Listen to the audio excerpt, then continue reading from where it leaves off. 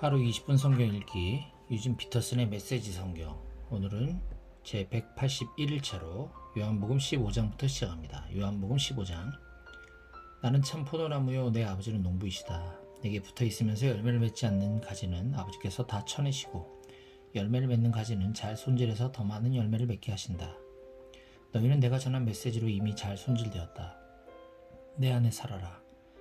내가 너희 안에 살듯이 너희도 내 안에 살아라. 가지가 홀로 열매를 맺을 수 없고 나무에 붙어 있어야 열매를 맺을 수 있듯이 너희도 내게 붙어 있지 않으면 열매를 맺을 수 없다. 나는 포도나무에 너희는 가지다. 너희가 내게 붙어 있고 내가 너희에게 붙어 있어서 친밀하고 유기적인 관계를 이루면 틀림없이 풍성한 수확을 거둘 것이다. 그러나 내게서 떨어져 있으면 너희는 아무 열매도 맺을 수 없다. 누구든지 내게서 떨어져 있는 사람은 말라 죽은 가지일 뿐이다. 사람들이 그 가지를 모아다가 모닥불에 던져버린다. 그러나 너희가 내 안에 편히 머물고 내 말이 너희 안에 머물면 너희가 구하는 것은 무엇이든 응답받고 이루어질 것을 확신해도 좋다. 이처럼 너희가 열매를 맺고 내 제자로 성숙해 갈 때 내 아버지께서 자신의 모습을 드러내 보이신다. 내 아버지가 나를 사랑하신 것 같이 나도 너희를 사랑했다. 나의 사랑 안에 편히 머물러라. 너희가 내 계명을 지키면 나의 사랑 안에 편히 머물게 될 것이다. 나도 내 아버지의 계명을 지켜서 아버지의 사랑 안에 편히 머물렀다. 내가 이것을 너에게 말하는 것은 한 가지 목적 때문이다. 그것은 나의 기쁨이 너희 기쁨이 되게 하고 너희 기쁨이 온전히 성숙하게 하려는 것이다. 내 계명은 이것이다. 내가 너희를 사랑하는 것 같이 너희도 서로 사랑하여라. 최선의 사랑법은 이것이다. 친구를 위해 너희 목숨을 걸어라. 내가 너에게 명하는 것을 너희가 행하면 너희는 내 친구가 된다. 나는 너희를 더 이상 종이라 부르지 않겠다. 종은 주인이 무슨 생각을 하고 무슨 계획을 세우는지 알지 못하기 때문이다. 그러나 나는 너희를 친구라고 불렀다. 내가 내 아버지께 들은 것을 모두 너희에게 알려주었기 때문이다. 잊지 마라. 너희가 나를 선택한 것이 아니라 내가 너희를 선택했다. 썩지 않을 열매를 맺게 하려고 내가 너희를 세상에 두었다. 너희가 열매 맺는 사람으로서 나와 연결되어 아버지께 구하면 아버지께서 무엇이든지 너희에게 주실 것이다. 그러나 기억하여라. 핵심 계명은 이것이다. 서로 사랑하여라. 하나님을 모르는 세상이 너희를 미워하거든 세상이 먼저 나를 미워했다는 것을 기억하여라. 너희가 세상의 기준대로 살았다면 세상이 너희를 자기네 사람으로 여겨 사랑했을 것이다. 그러나 내가 너희를 선택해서 세상의 기준대로 살지 않고 하나님의 기준대로 살게 했으니 세상이 너희를 미워할 것이다. 그런 일이 일어나거든 종이 주인보다 더 나은 대우를 받지 못한다고 한 내 말을 기억하여라. 사람들이 나를 때렸으면 틀림없이 너희도 때릴 것이다. 사람들이 내 말대로 따랐으면 너희 말도 따를 것이다.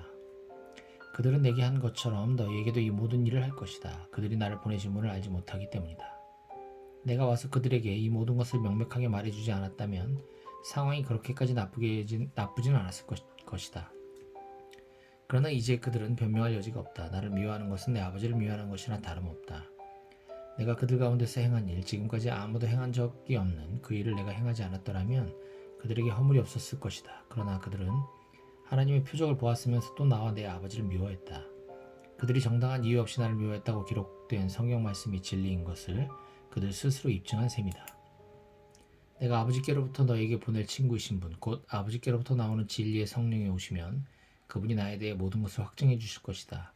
너희가 처음부터 이 일에 나와 함께 했으니 너희도 분명한 증언을 내놓아야 할 것이다. 요한복음 16장. 내가 너에게 이것들을 말하는 것은 장차 있을 힘든 때를 대비하게 하려는 것이다. 사람들이 너희를 회당에서 내쫓을 것이다. 심지어 너희를 죽이는 자마다 자기가 하는 일이 하나님을 위한 것이라고 생각할 때가 올 것이다. 그들은 아버지를 제대로 알지 못하기 때문에 그 같은 일을 할 것이다. 내가 너에게 이것들을 말한 것은 사람들이 너희를 비난할 때 일어날 일을 미리 알려주어서 너희로 그때를 대비하게 하려는 것이다. 내가 이것을 처음부터 말하지 않은 것은 내가 날마다 너희와 함께 있었기 때문이다. 그러나 이제 나는 나를 보내신 분께로 간다. 그런데도 너희 가운데 아무도 어디로 가십니까? 하고 내게 묻는 사람이 없었다. 오히려 내 말이 길어질수록 너희는 더욱 슬픔에 잠겼다. 그래서 내가 다시 한번 진실을 말한다. 내가 떠나는 것이 너희에게 더 나았다. 내가 떠나지 않으면 친구신 성령이 오시지 않을 것이다. 그러나 내가 가면 그분을 너희에게 보내주겠다. 그분이 오셔서 죄와 의와 심판에 대해 하나님을 모르는 세상의 관점이 잘못되었다는 것을 드러내실 것이다. 그들의 근본 죄는 나를 믿지 않는 것이고 의는 그들이 볼 수도 없고 통제할 수도 없는 영역인 나와 아버지가 함께 있는 하늘에서 오는 것이며 심판은 하나님을 모르는 이 세상 통치자가 재판에 붙여져 유죄 판결을 받으면서 시행된다는 것을 그분이 너에게 보이실 것이다. 내가 너에게 할 말이 아직 많지만 너희가 지금은 다 감당하지 못한다. 그러나 친구이신 진리의 성령이 오시면 그분이 너희 손을 잡고 모든 진리 가운데로 인도하실 것이다. 그분은 자신에게 이목을 끌지 않으면서 장차 일어날 일과 내가 행하고 말한 모든 것의 의미를 너희에게 알려주실 것이다. 그분은 나를 영화롭게 하실 것이다. 그분이 나에게서 받은 것을 너희에게 전해줄 것이기 때문이다. 아버지께서 가지고 계신 모든 것이 또한 내 것이다. 그래서 내가 성령이 나에게서 받은 것을 너에게 전해주실 것이다 라고 말한 것이다. 잠시 후면 너희가 나를 보지 못할 것이다. 그러나 다시 잠시 후면 너희가 나를 보게 될 것이다. 그 말씀 때문에 제자들 사이에 의문이 일었다. 잠시 후면 너희가 나를 보지 못할 것이다. 그러나 다시 잠시 후면 너희가 나를 보게 될 것이다 라고 하신 말씀이 무슨 뜻인가? 또 내가 아버지께로 가기 때문이다 라고 하신 말씀은 무슨 뜻인가? 잠시 후면이라는 말씀은 무슨 뜻인가? 선생님께서 무슨 말씀을 하시는지 모르겠다. 그들은 예수께서 무슨 뜻으로 말씀하신 것인지 무척이나 묻고 싶었다. 예수께서 그것을 아시고 말씀하셨다. 잠시 후면 너희가 나를 보지 못할 것이다. 그러나 다시 잠시 후면 너희가 나를 보게 될 것이다 라고 한 내 말을 두고 너희가 서로 그 뜻을 알고자 하느냐? 그렇다면 이것을 명심하여라. 너희는 깊은 슬픔에 잠기겠지만 하나님을 모르는 세상은 파티를 열 것이다. 너희는 슬퍼하고 몹시 슬퍼하겠지만 너희 슬픔은 기쁨으로 바뀔 것이다. 여자가 출산할 때에는 고통이 따르고 피할 길도 없다. 그러나 아기가 태어나면 기쁨이 넘친다. 세상에 태어난 새 생명이 고통의 기억을 말끔히 없애주기 때문이다. 지금 너희가 겪는 슬픔이 그 고통과 같겠지만 장차 맛볼 기쁨 또한 그 기쁨과 같을 것이다. 내가 너희를 다시 볼 때 너희는 기쁨으로 충만할 것이다. 아무도 너희에게서 그 기쁨을 빼앗아가지 못할 것이다. 너희는 더 이상 의문을 가득 품지 않게 될 것이다. 내가 너희에게 바라는 것은 이것이다. 내가 너희에게 계시해 준 것과 일치하면 무엇이든지 아버지께 구하여라. 내 뜻을 따라 내 이름으로 구하여라. 그러면 아버지께서 너에게 반드시 주실 것이다. 너의 기쁨이 강둑을 넘쳐 흐르는 강물 같을 것이다. 나는 비유로 너에게 말했다. 멀지 않아 나는 비유를 버리고 분명한 말로 아버지에 대해 너에게 말해줄 것이다. 그때 너희는 내가 너에게 계시해준 바로 그 삶과 관련된 것을 아버지께 직접 구할 수 있을 것이다. 내가 계속 너희를 대신해서 아버지께 구하지는 않을 것이다. 그럴 필요가 없다. 너희는 위험을 무릅쓰고 나를 사랑하고 신뢰하는 일에 너희 삶을 걸었고 내가 아버지께로부터 직접 왔다는 것을 믿었으므로 아버지께서 너희를 친히 사랑하신다. 전에 나는 아버지를 떠나 이 세상에 왔으나 이제는 이 세상을 떠나 아버지께로 간다. 제자들이 말했다. 드디어 선생님께서 비유로 표현하시지 않으시고 명백하고 직설적으로 말씀해 주시는군요. 이제야 저희는 선생님께서 모든 것을 알고 계시며 모든 것이 선생님 안에서 하나로 모아진다는 것을 알겠습니다. 더 이상 선생님에 대해 의문을 갖지 않아도 되겠습니다. 저희는 선생님이 하나님께로부터 오셨다고 확신합니다. 예수께서 그들에게 대답하셨다. 너희들이 이제야 믿느냐? 하지만 너희는 곧 달아날 것이다. 너희 목숨을 구하겠다고 나를 버릴 것이다. 그러나 나는 버림받지 않는다. 아버지께서 나와 함께 계신다. 내가 너희에게 이 모든 것을 말하는 것은 너희로 나를 신뢰하여 흔들리지 않게 하고 깊은 평화를 누리게 하려는 것이다. 너희는 하나님을 모르는 이 세상에서 끊임없이 어려움을 겪을 것이다. 그러나 용기를 내라. 내가 세상을 이겼다. 요한복음 17장. 예수께서 이 말씀을 하시고 나서 눈을 들어 기도하셨다. 아버지, 때가 되었습니다.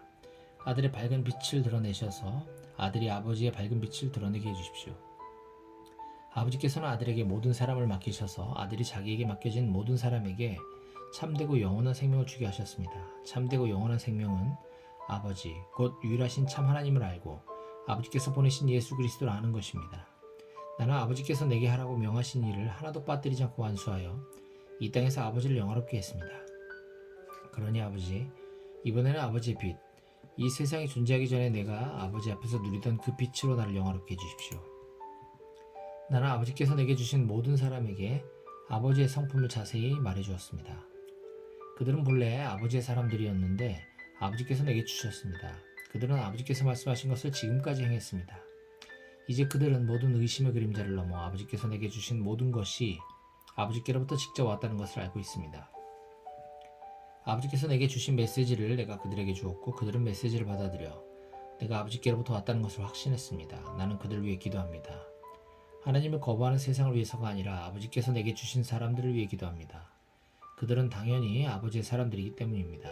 나의 모든 것이 아버지의 것이고 아버지의 것이 다 내 것입니다. 그리고 내 생명이 그들 안에서 드러나고 있습니다. 나는 더 이상 세상의 모습을 드러내지 않을 것입니다. 그러나 내가 아버지께 돌아가도 그들은 이 세상에 머물러 있을 것입니다. 거룩하신 아버지, 아버지께서 나를 통해 선물로 주신 이 생명을 그들이 추구할 때 그들을 지켜주셔서 아버지와 내가 한마음 한뜻인 것처럼 그들도 한마음 한뜻이 되게 해주십시오. 나는 그들과 함께 있는 동안 아버지께서 나를 통해 주신 생명을 추구하게 하려고 그들을 지켰습니다. 잠도 자지 않고 그들을 보호했습니다. 그들 가운데 한 사람도 잃지 않았습니다. 다만 멸망하기로 작정하고 배반한 사람만 예외가 되었습니다. 그 예외의 사람은 성경의 근거를 입증하기 위해서였습니다. 이제 나는 아버지께 돌아갑니다. 내가 세상이 듣는 자리에서 이 말씀을 드리는 것은 내 사람들로 하여금 내 기쁨이 그들 안에 충만해지는 것을 경험하게 하려는 것입니다.